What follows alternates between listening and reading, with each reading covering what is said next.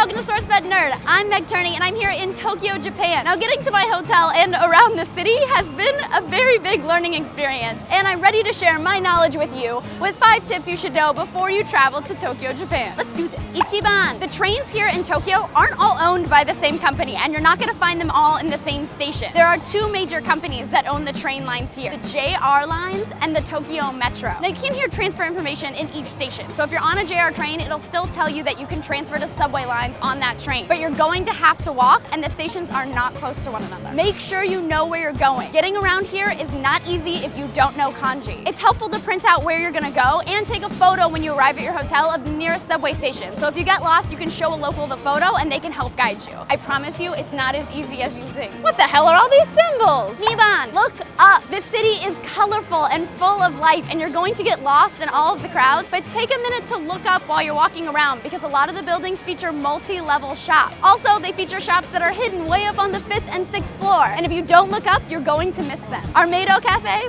4th floor. Gotta look up for that stuff, guys. Kanban, learn some simple Japanese phrases. Now I know that sounds like kind of a duh statement, but knowing how to say simple things like sumimasen, which means excuse me, or mizu kudasai, which is water please, or doko, which is where, or wakarimasen, which means I don't understand, or eigo hanashimasu ka, which means do you speak English? Those are phrases that, as simple as they are going to help a ton getting around. Believe me, Darren and I got lost coming here, and my tiny elementary Japanese saved us, so use it. Also, if you don't speak Japanese or don't have the time to learn, you can make what I call an utto sheet. While you're still at home, write down some Japanese phrases in Japanese and in English so you can point to them if you get lost. Yomon, here in Japan, you can rent a cell phone at the airport. Now, cell phones are super helpful because they still work underground, unlike in America. So if you get lost on a train and don't know where you're going, you can still send and receive text messages, Google search, all that great stuff right on the train. It's super helpful and very reasonably priced at the airport. Now, you can rent them outside the airport, but it's much, much easier to do it when you arrive. Go on! In Japan, everybody drives on the other side of the road from America. Now, the same goes for walking. You're going to want to walk on the opposite side of the sidewalk. Now, it sounds, again, like kind of a duh statement, but if you're walking on the wrong side of the sidewalk, someone is liable to knock you out of the way. On escalators, it's important to stand on the left and walk on the right. If you stand on the right side of an escalator,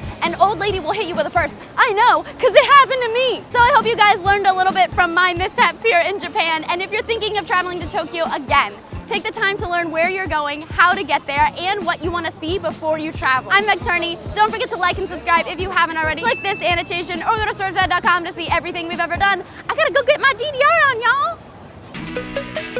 y'all.